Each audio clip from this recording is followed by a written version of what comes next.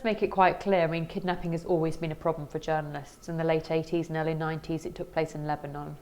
In 2002, Daniel Pearl from the Wall Street Journal was beheaded in Pakistan, and in Iraq in 2006, Jill Carroll was held hostage for quite a long time.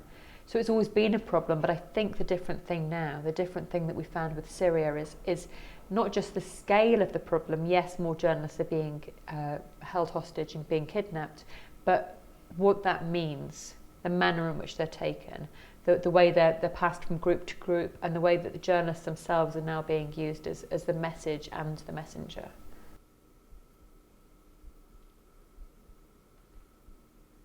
There are lots of things that journalists and news organisations can do to reduce the risk of kidnap. Both journalists who are contracted by news organisations and freelancers who are often more vulnerable.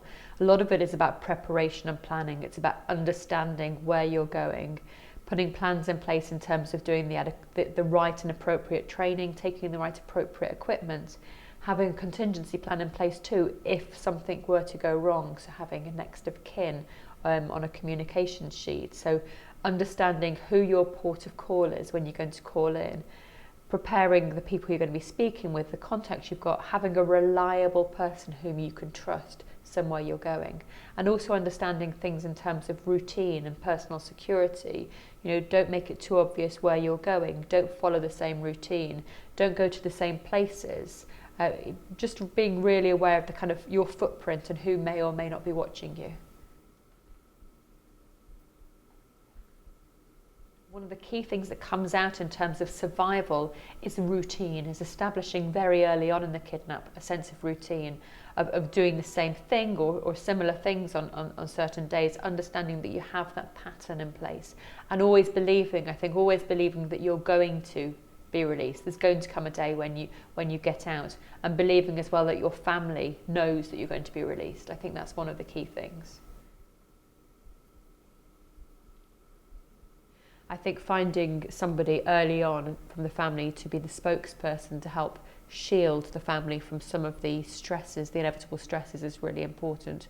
I think finding somebody who can be the liaison between government agencies and the family themselves, and the liaison between the crisis team and the family itself, is really important. I think understanding that routine itself also needs to continue. You know, you need to continue going to work. That's one of the people I spoke with was like, routine's really important. I needed to keep on going to work. I needed to keep on seeing my friends. You know, yes, I felt guilty that my husband or my partner or my friend or my partner rather in this instance was kidnapped, but life had to continue because you had to believe that that person's going to be released. I think a lot of journalists, when they have been kidnapped and after they survive a kidnapping, obviously there's a initial sense of immense relief.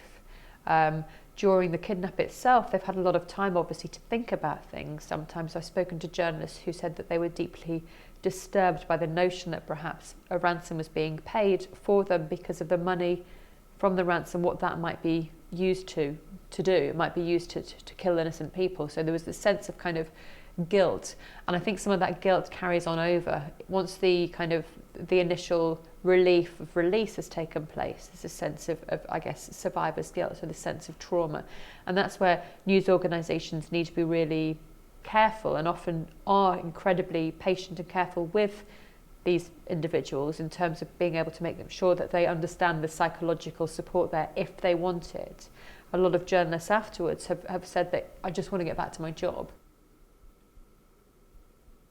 I don't think anybody can ever be completely prepared for the risk for kidnap itself, for dealing with the emotional trauma, the financial trauma, the toll that it takes on the individual and the organisation and the family. I think since 2014, since the awful incidents with the killing of Stephen Sotloff and Jim Foley, people have been more aware of how they need to respond to it. People have been more aware of the preparation that needs to take place and the contingency planning that needs to take place. But I do worry that some news organisations are being a little bit blasé perhaps in terms of not really adequately planning and preparing for something of this magnitude. And I also worry a little bit about some of the journalists themselves. There has to be this notion that individual journalists take responsibility for the planning and the contingency measures, and the news organisations also themselves have a duty of care and responsibility to those they contract.